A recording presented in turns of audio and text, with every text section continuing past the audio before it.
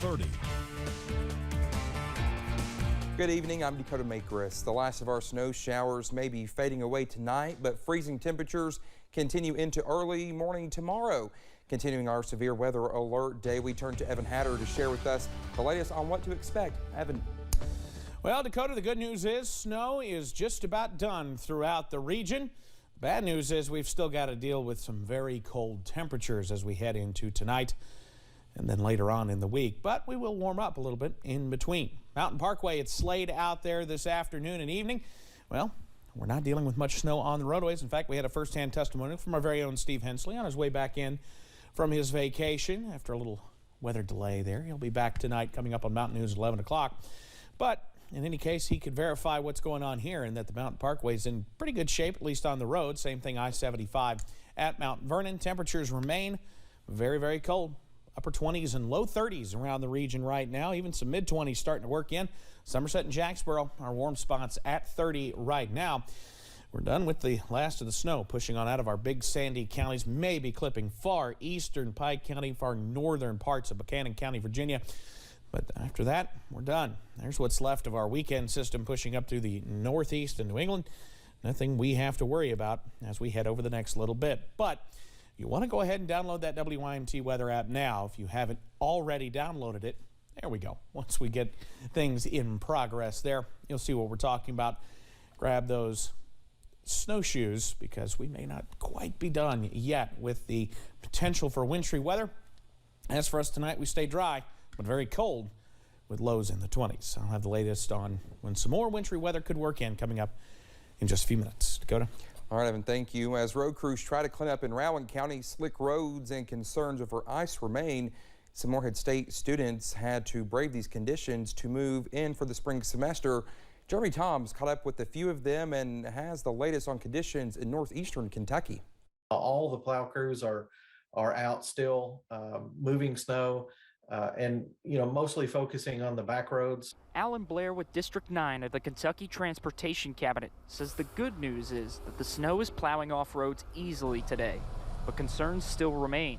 Ice is going to be a possibility all day and especially this evening and overnight. He says main roads like I-64 are now in good shape and that they were able to get ahead once the snow tapered off overnight. Those driving conditions, while improved on the main roads, can still be complicated when you get to some of the local roads. And that's why some students and parents say it's been a difficult move-in day here at Morehead State University, particularly once you drive into town. This is the worst move-in. I think this is the coldest and wettest. The Meyer family came to drop off Benjamin, a sophomore from Clark County, only to find out classes will be canceled tomorrow. Well, I have another day to get settled. But for a group of freshman friends who drove from Paris, they wish the announcement had come sooner. They picked the best time. We was already on our way here and everything, and we was just like, wow, okay then. It was like it was too late to turn back. We already struggled. And saved them the drive along some slippery local roads to Morehead. Well, they could have done better. Yeah, they could have scraped it off. It kind of looks like this, but like more slushy. Not an indictment, but rather an indication of the work that's still to be done. Work that Blair says his crews will do diligently until it's finished. Our crews are still going to be out throughout the day, just making sure we clear the last of the snow, hopefully get it clear before the overnight hours. In Morehead, Jeremy Toms, WKYT. And Blair says that with the sun peeking out tomorrow and temperatures climbing into the 40s, he's hopeful anything that is left on the roads overnight will naturally clear out come Tuesday.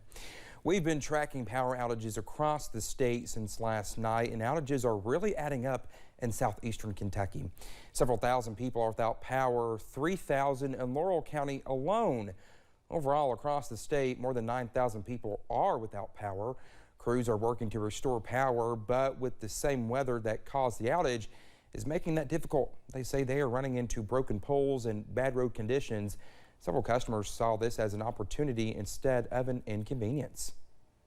It kind of forces you to be together and communicate, and everybody's a little bit concerned. Our daughter lives a mile away. Well, she texts first thing. She's got a young child this morning. She texted 4:30 and said my electric's off, and we said we'll just cover up good. We'll be to you if we need to. Right now, there's no timetable for when power will be restored. Heavy snow is still falling fast in parts of the Northeast and New England. A foot or more is expected to pile up in some areas, and tens of thousands of people are without power. Cleanup is also underway in Pittsburgh, Pennsylvania, where any kind of travel is treacherous. Near Cleveland, Ohio, snowfall measured 17 inches.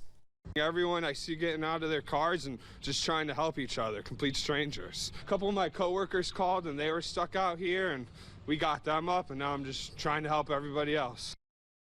In Virginia, snow and ice forced some truck drivers to abandon their vehicles. And in Florida, the warm side of the storm spun up multiple tornadoes. And the major snowstorm caused thousands of flights to be canceled due to snow, ice, and freezing rain.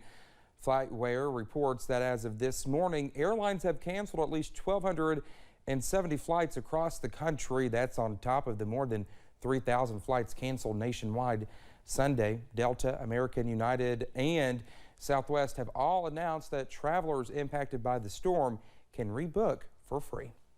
The snow forced the city of Lexington to cancel this morning's Martin Luther King Jr. Freedom March.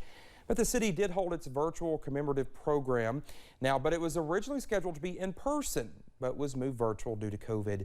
Several officials spoke, including Lexington Mayor Linda Gordon, Governor Andy Beshear, and a keynote address from Senator Raphael Warnock, who was once the pastor of Martin Luther King Jr.'s former congregation in Georgia. We are doing something to give back to the community, not just marching in commemorative of the holiday, but to use the holiday to enhance the needs of those who are around us and be supportive of them, which we're doing, and bringing the community to help support those efforts. There is a virtual program planned for 7 o'clock tonight called Martin's Voice in the 21st Century. It will be streamed on the Francis Street First Baptist Church's Facebook page. President Joe Biden returns to the White House this evening with some unfavorable poll numbers showing fewer Americans now think he's doing a good job handling the pandemic. This comes as COVID cases surge. Some frustrated state governors are looking for federal direction and others are going it alone. CBS's Natalie Brand has more from the White House. Nearly 1 year in the White House, President Biden is not only still battling a pandemic, but now also public opinion of his administration's COVID response.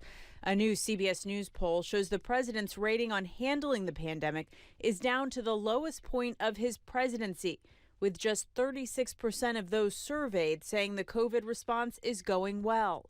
Americans also pointed to confusing guidance from the CDC. Quite frankly, they're falling short in a couple of ways. Maryland Governor Larry Hogan says he's frustrated with the lag time on promises. The president announced nearly a month ago, before Christmas, that he was going to distribute these 500 million rapid tests out across the country, and so far we haven't seen any. Others, like newly elected Virginia Governor Republican Glenn Youngkin, are dissatisfied with school mask mandates. We are providing parents an opt-out.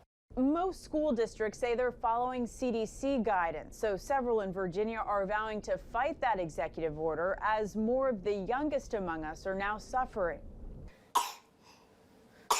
A growing number of children are ending up in the hospital, with pediatric cases on the rise. We have matched our worst Delta wave with hospitalizations, and then even more than that are clinic visits for what might be considered mild cases. While Omicron appears to be receding in parts of the Northeast, health officials warn it could be weeks before new COVID infections peak nationally. Natalie Brand, CBS News, the White House. Well, the White House says it's unveiling its website on Wednesday for Americans to sign up for free at-home COVID tests. The Federal Aviation Administration has cleared some of the most popular aircraft to land where 5G signals are present. The agency specifically cleared 2 radar altimeters used in many Boeing and Airbus jets. It comes as cell phone carriers are about to launch 5G near airports in some markets Wednesday. The FAA was so concerned that that could interfere with navigation devices, it previously banned 5G near 50 airports. Tennis great Chris Evert has revealed she is battling ovarian cancer. The 67-year-old lost her younger sister to the disease just nearly 2 years ago. Elise Preston has more. Tennis Hall of Famer Chris Evert says she feels very lucky her ovarian cancer was caught early. In a statement, the 67-year-old said she wanted to share her stage 1 diagnosis and the story behind it as a way to help others. She says she expects positive results from her chemotherapy plan. Because we don't have an effective screening mechanism, most women are diagnosed at advanced stages, and that means like stage 3 or 4. So to have a cancer diagnosed at stage 1, that's actually really fortunate for her. Dr. Sharon Lewin with Holy Name Medical Center in New Jersey is not involved in Everett's care. She says in the cases she has seen, knowing family history is critical. Everett's younger sister, Jeannie, died from ovarian cancer in 2020.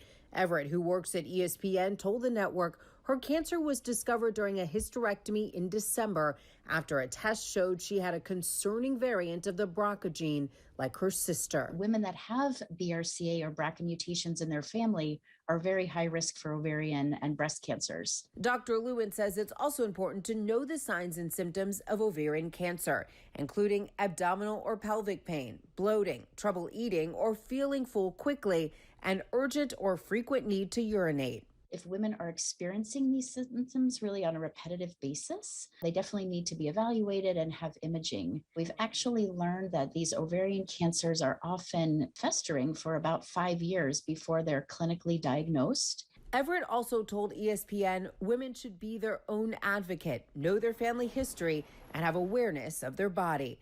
Elise Preston, CBS News. The American Cancer Society estimates more than 19,000 women will be diagnosed with ovarian cancer this year, and nearly 13,000 women will die from the disease. The Chicago Zoological Society is happy to announce the birth of 6 Asian small-clawed otter pups at the Brookfield Zoo.